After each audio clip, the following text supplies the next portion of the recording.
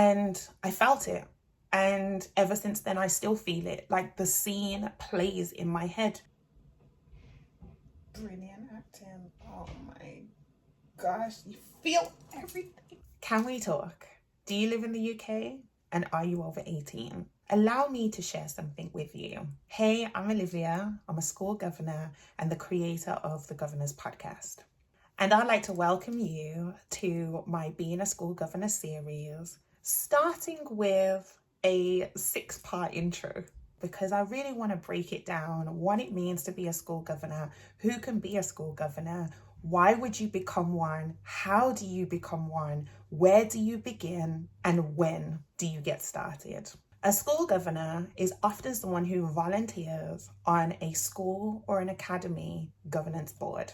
The governing board or governing body or governance board or governance body has 3 core functions. 1, accountability. So holding the senior leadership team to account. So this is the head teachers and their immediate senior leadership team, which usually includes deputy head teachers and assistant head teachers. 2, financial probity. So this is ensuring that public funding, the money, is well spent in the school. And 3, setting a clear strategic vision and ethos for the school, being a part of that strategic direction of a school or an academy, depending on the institution of which you are a part of. Now that is the what in a very short, snappy kind of way, but I will unpack more of the what in all the other parts of this mini series that I'm bringing here to my channel. Now I'm going to move into the who, and I'm going to start with myself, and then in part 2, I'm going to tap on the stories of people that I know, people that I would say I know quite well, where their reasons for becoming a school governor are slightly different to mine. Before I share where I am currently as a school governor, I'd like to put you in the place of the TV series Scandal. So if you are a Scandal watcher, let me know. I have watched this series multiple times. It is one of my favorite TV series, and particularly because I really believe in the individual characters. There is so much realism in each of them. They became so believable for me, the way that they were written, the way that they commanded your attention, good or bad. There was something in each of the characters that made me cling to this TV series. And I actually started watching it when I was at university. In my second year of university, I remember being in my uni flat and watching both season 1 and season 2 back to back when I discovered it. And season 3 wasn't out at the time, so I was like catching up. I couldn't believe that I hadn't heard about it before. So I literally binge watched season 1 and season 2 over a weekend while I was at university. But I want to put you in the zone of season 3, episode 1, when Eli Pope, aka Rowan, or head of B613, comes face to face with his daughter, Olivia Pope, the lead of the series, played by the amazing Kerry Washington. And there's an exchange between father and daughter where he reminds her of something that he raised her on. You have to be twice as good to get half as far. And I remember the first time I watched that season, and it started with that episode, and that scene was at the very beginning of the episode, and I felt it. And ever since then, I still feel it. Like the scene plays in my head. Did I not raise you for better? How many times have I told you you have to be what? What? Twice as good. Twice as good as them to get half of what they have. You know to aim higher. Do you have to be so mediocre? Brilliant acting. Oh my gosh, you feel everything. And the reason why is because I've heard that. That's something my mom instilled in me. That is something that my mom taught me very young. You have to be twice as good to get half as far. This is when I share the who I am in terms of being a school governor and a little bit about the why. Primary school or primary education in the UK is typically around 7 years long, from reception to year 6. And for my primary school education, I went to a faith-based school where the denomination of Christianity that was at that school was not the one that me and my family were from. So from those formative years, I felt like the odd one out. I was used to being different in a space.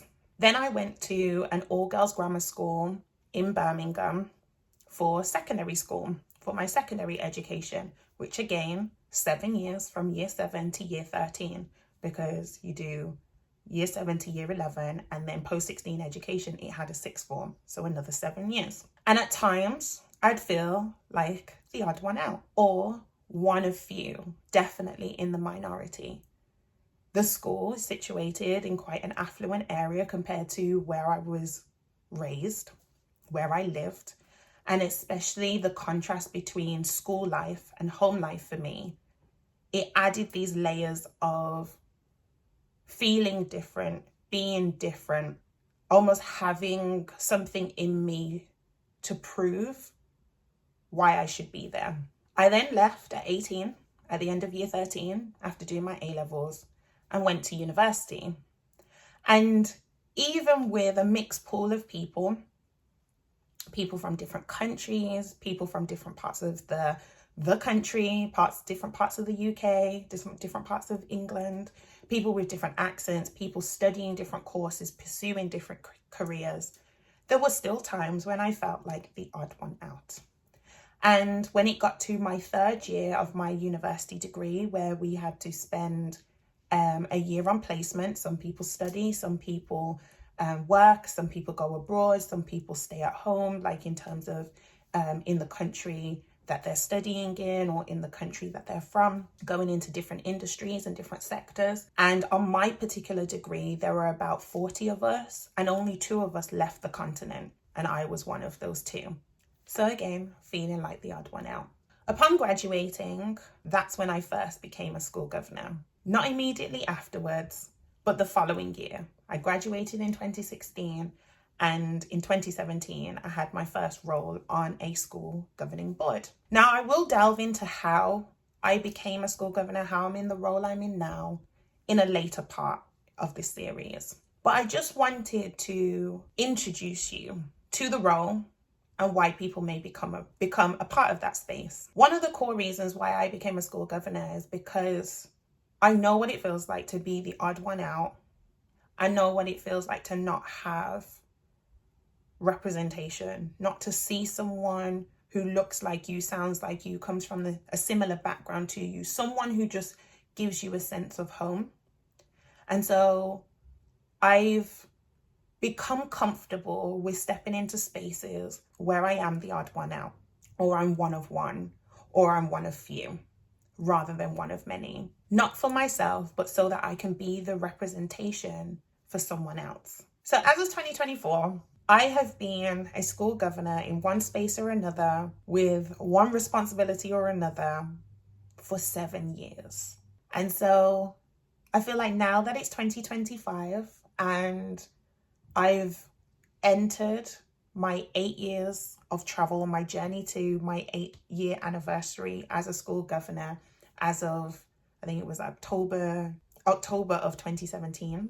So I'm journeying towards my 8-year anniversary this October 2025. And I'm coming to YouTube because this is colloquially known as YouTube University. This is where people learn a lot of things. They learn on other platforms too, but YouTube is one of those platforms that people come to learn something new or feed something forward. And as a eternal lifelong student, I learn and I feed forward. I like to share the things that I learn. So today, in this current moment, I am a school governor at a secondary school in Birmingham. I am the chair of the Education and Welfare Committee. I am a member of the Joint Education and Safeguarding Advisory Group at trust and foundation level. And I am a Black Millennial Woman. I sit in spaces where I'm still the odd one out, one of one, one of few, and this is why I'm talking to you. If there is something about you that makes you different, where even you just feel different, or you know you are different, then that's exactly why you should be in spaces where you do not feel seen. Because by being there, someone else will feel seen, or someone else will know that they belong in those spaces as well. So I take you back to Scandal and I take you back to Olivia Pope. Love Kerry Washington. But the fact that her character was named Olivia and she was a Black woman in a position of so much influence and impact, and she brought people along with her, her team. Put aside the politics, put aside the corporate storms, put aside the drama, put aside everything that is on a mass media level, and just consider her, the character, not necessarily the actress, but the character, but then the actress too, and what that would do for someone like me, seeing an Olivia, Black woman on screen who commands so much presence, but yet you also see her because she is one of few. So maybe she needed to be there so that I knew that it's okay for me to continue to do what I do in the spaces that I'm in, because someone else may see me and believe in themselves. So this is part 1, and I'm going to take you on a little journey. We've covered the what and the who, and in the next part I'm going to cover the who and the why, and I'm going to bring some of my friends along, or I'm going to share the stories of some of my friends. Thank you for watching. I hope you enjoyed this, and I'll see you in the next video. First lady. Woo. Be chief of staff. I can't help but do bloopers. You can do this, lady. You can do this. You can do this. You know, Tamika might be my inspiration. So it is a conversation. I do bloopers on my channel. I'm trying so hard not to look at you. Okay.